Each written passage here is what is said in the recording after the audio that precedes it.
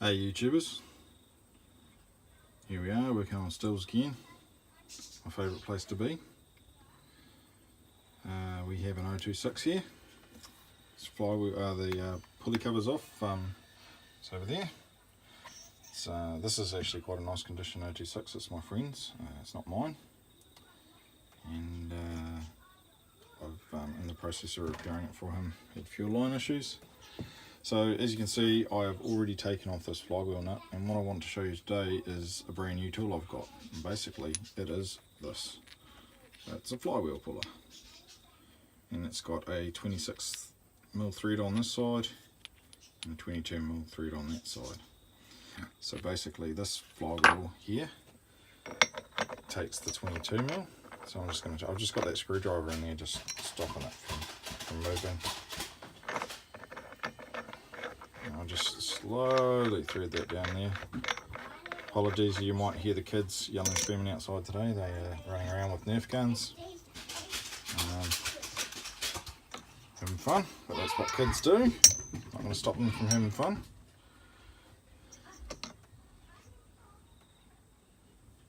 Okay, so that's all set up, ready to go. Now this piece, basically, so this connects onto your flywheel, alright, and that'll give lift to your flywheel once this bolt is put down the middle, and that little nipple there will go into the end of your crankshaft. Pretty straightforward. A lot of you probably already seen one of these.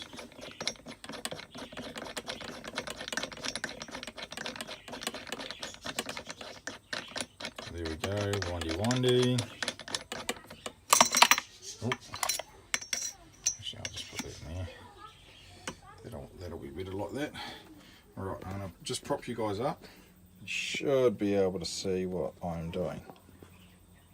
Alright, so now that we've got this connected up here, I'm just going to apply a little bit of pressure to the flywheel here. And you can see I've virtually done nothing to it, and it's just popped straight off. So take that screwdriver out now, pick you guys back up. Sorry for the messing around there. And the flywheel just comes off easy as. Now, usually I use a bit of force by putting a punch onto the crankshaft here, and just lightly, it's sort of timed taps really. Force is not the right word to use, because you don't want to use force alone. Is not going to get break the taper on these flywheels. That's not the right word. You need to it's a timed sort of controlled tap, and that's what seems to me that breaks it more than force. But anyway, with this new tool I got for 30 bucks on Trade Me from a private user there who sells them. I can't remember his name right now, but yeah, so there's no box, so that's why there's no unboxing, but simple tool, and that just works fantastically. So if you're into chainsaws and rebuilding them, get yourself one of these, especially if you end up doing full rebuilds. You need to get difficult flywheels off.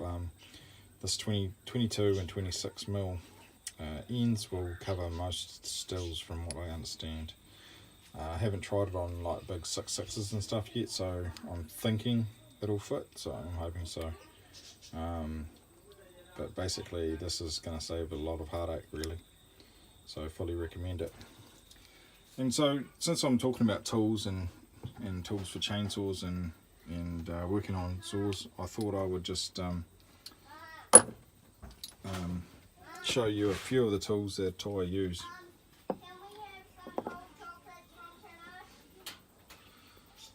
These are just a few of the tools. I'll put this up here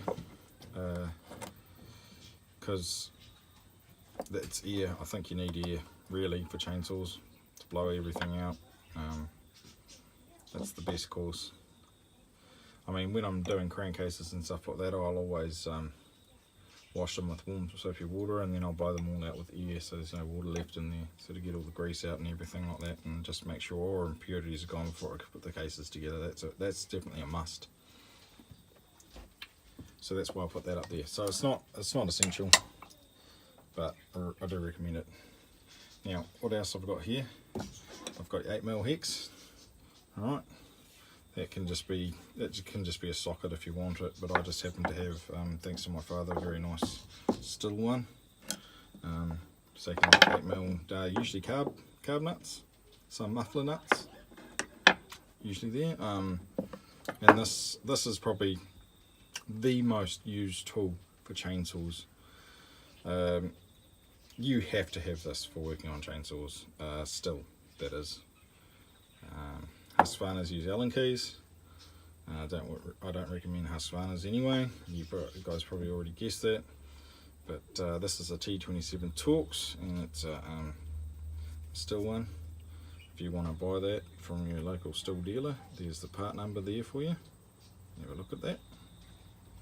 Now this is essential. This is the most essential piece of kit you can have working on a Stihl. All of your nuts are T27. Some are T25, I think, off the top of my head.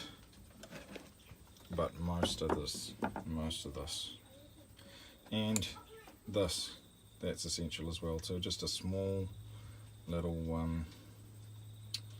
screwdriver. This happens to be a Crescent brand. And needle nose pliers. You need these. I probably do just about as much with these two pieces of equipment, tools, that I do with this. And this, that is handy as well too, for all sorts of little bits and pieces. Just a larger flat nose, it's a little bit short and stubby, but it works.